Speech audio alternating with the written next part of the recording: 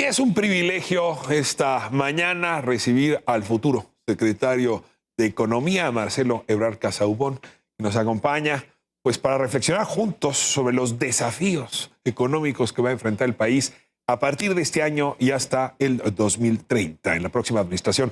Marcelo Ebrard, me da mucho gusto saludarle esta mañana. Un gusto verte, Ricardo, y a todo tu auditorio. Muchas gracias por esta oportunidad. Muy buen día. Muy feliz, Marcelo, de haberte escuchado la semana pasada en el discurso y también pues a verte de nuevo, sobre todo este país que necesita el talento como el tuyo y la experiencia como la tuya para los retos y desafíos que vienen. Y pues déjame comenzar con el primero. Sí. Déjame comenzar con el primero, Marcelo, y me refiero a la otra elección. Decíamos que junio era una de las elecciones importantes que iban a afectar a este país, sí. Pero la otra, y no sé si lo va a afectar incluso más, si no exagero, la de noviembre, la elección en Estados Unidos, donde pues México, el tema migratorio, el tema comercial sigue siendo la cacerola que se lanzan los opositores.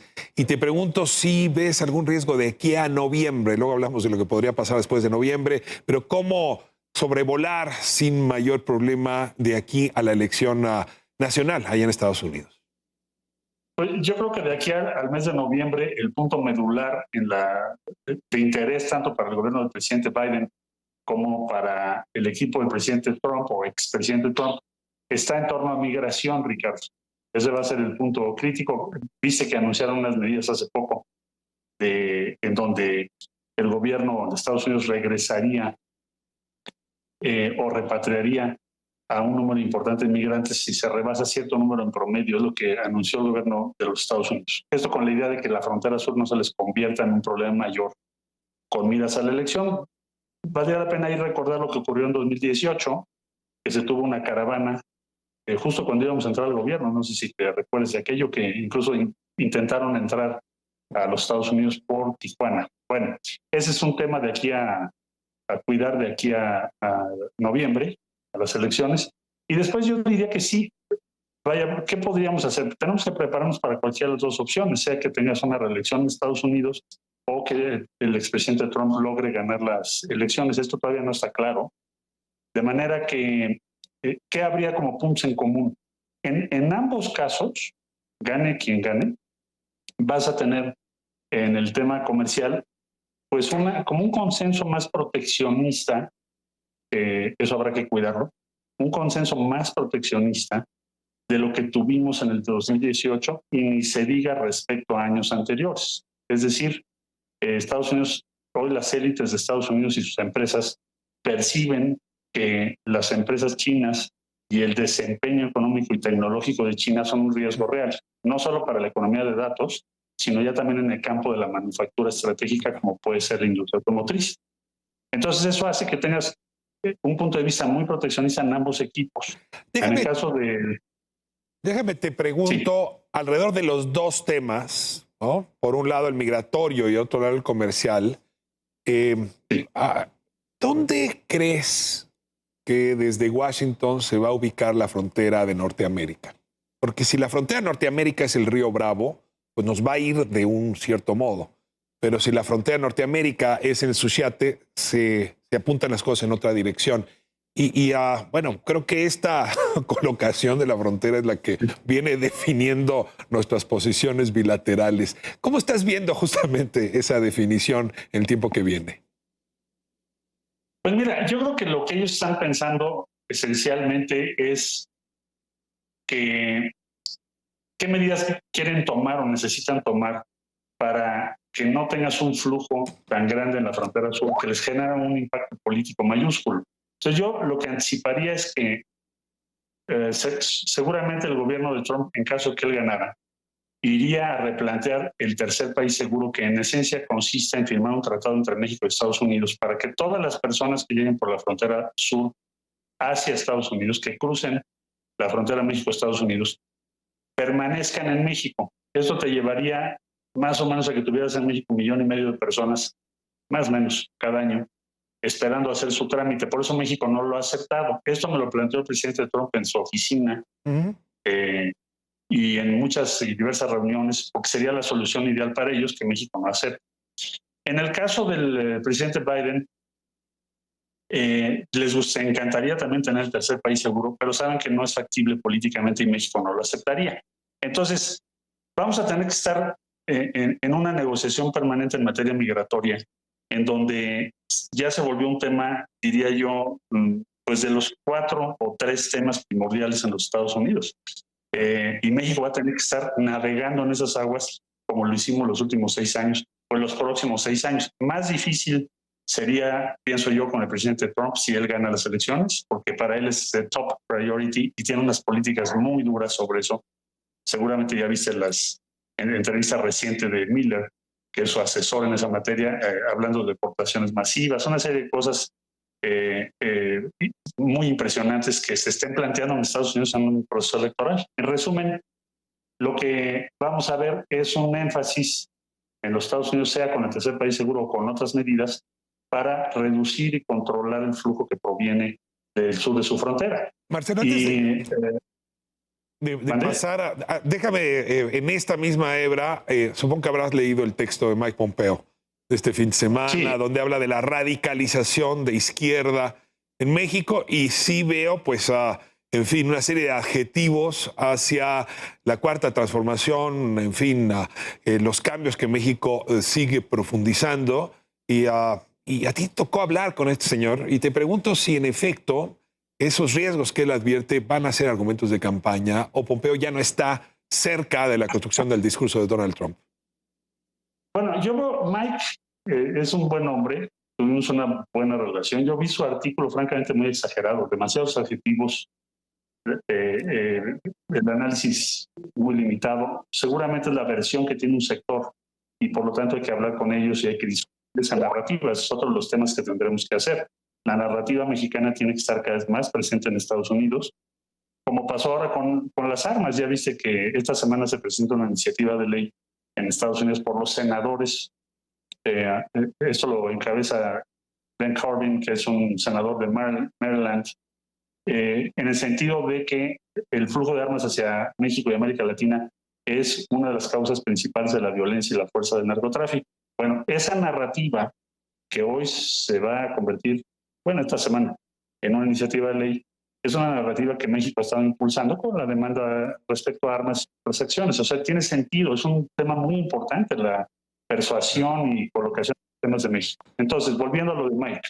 Mike no lo veo yo como un vocero de la campaña de Trump hoy en día, incluso públicamente está distanciado del expresidente Trump, pero sí lo veo como visión de un sector de empresas muy vinculadas a cierto sector de empresas que han tenido algunos roces o diferencias con la administración. Entonces, tenemos que hacer una presencia mucho mayor y cada vez más intensa en los Estados Unidos para que podamos contestar, informar, argumentar. Lo que ya se está diciendo.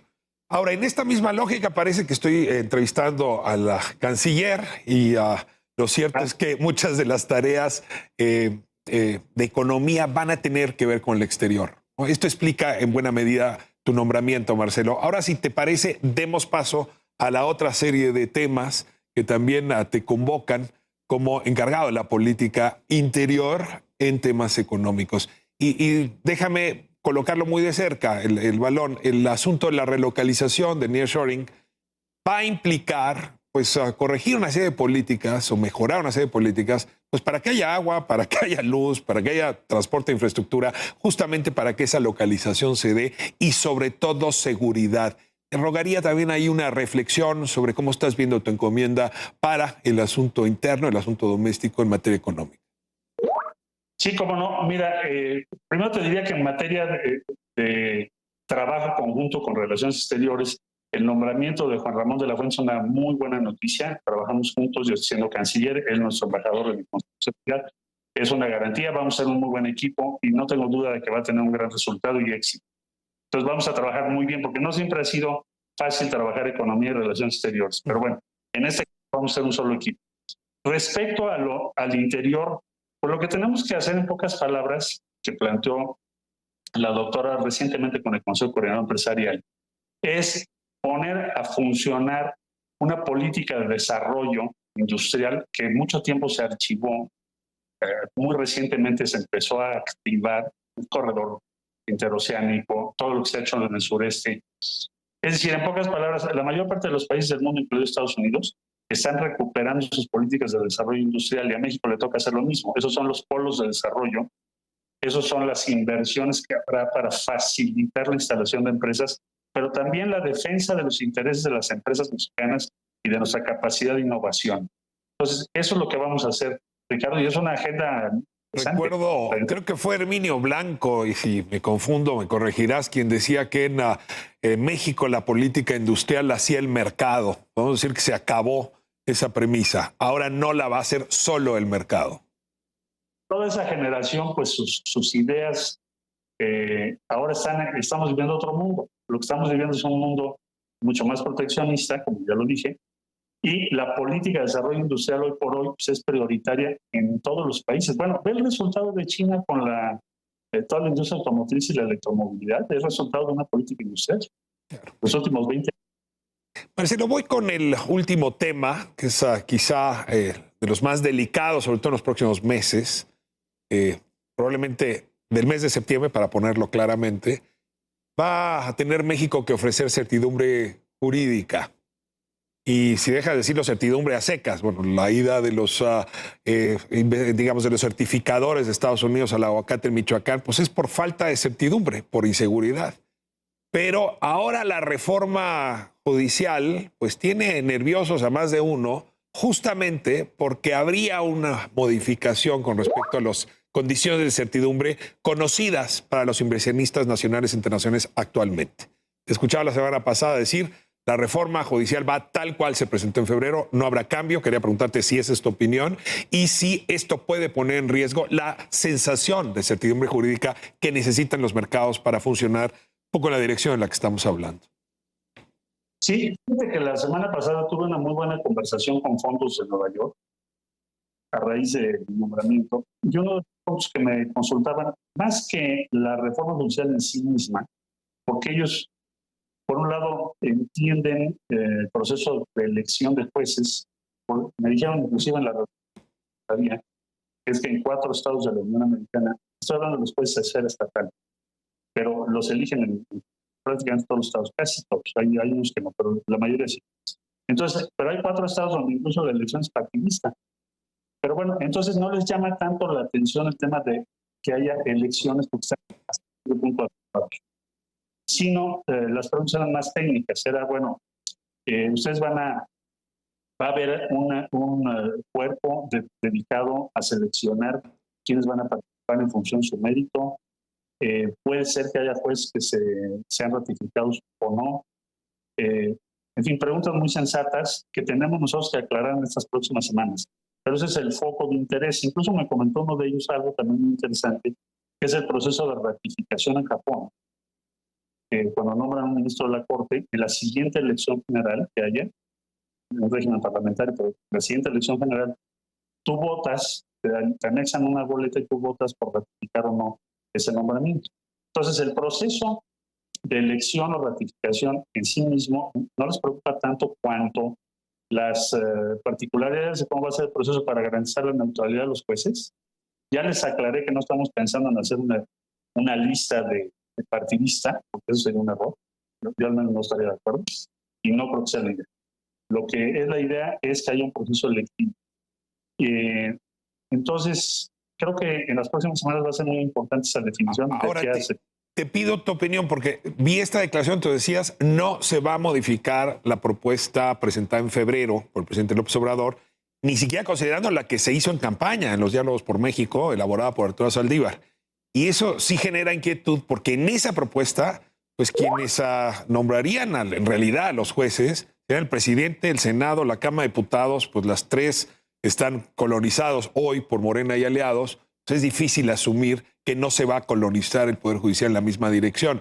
Y pues de ahí la duda razonable de que pudiera perderse la independencia, si es que hoy la tienen, esa es otra discusión, de los jueces, o por lo menos construir la independencia deseable. Sí, porque el punto de partida es, bueno, los nombramientos, me decía, veíamos en este análisis, te decía, los nombramientos para los ministros de la Corte son del presidente, y en última instancia, si el Senado no la ratifica o aprueba, el presidente prevalece. Entonces, eso ya está dado por nuestro arreglo actual. Entonces, yendo a lo que tú me estás preguntando, yo diría, en estas próximas semanas, lo que nos indicó la doctora Sheinbaum es que habrá una serie de procesos de consulta. Al final del día se tiene que presentar todo el proceso cómo va a ser, y sí es una preocupación que seguramente vas a ver reflejada en todo este proceso, garantizar la neutralidad de los jueces, porque no es el objetivo el tener un poder judicial sometido a un partido. Ese sería un despropósito, y ese no es el objetivo estratégico. El objetivo estratégico es que los jueces tengan una legitimidad emanada del voto popular. Eso va a tener muchas consecuencias que se están subestimando. Por ejemplo, el grado de autonomía relativa de los jueces, porque la base de legitimidad es la misma que la del Poder Ejecutivo y el Legislativo. Era la discusión original, bueno, no me quiero ir a Montesquieu, pero sí, casi claro. desde el punto. Si lo pones en la misma boleta, el resultado puede ser muy delicado. Pues es que tu legitimidad como juez, como ministro de la Corte, va a ser la misma que la del presidente. Hoy no es así, es un sistema de otra naturaleza. Se hizo de otra forma por consideraciones políticas y estratégicas que estuvieron también presentes en otros países. De hecho, es parte del debate original. Pero bueno, para responder tu pregunta, la preocupación de neutralidad de quienes van a ser electos es una de los objetivos también implícitos y explícitos de la reforma. Marcelo, pues te agradezco enormemente esta conversación. Son desafíos muy interesantes, lo decía en la presentación de la entrevista. México está llamado a ser una de las 10 potencias más importantes del orbe de aquí al 2030. Debe ser un privilegio poder conducir, entre otras personas, la nave justo cuando esto ocurre. Un abrazo muy fuerte y seguimos en conversación, Marcelo Ebrard. Muchas gracias, Ricardo. Un saludo a tu auditorio. Muchas gracias. Muchas gracias.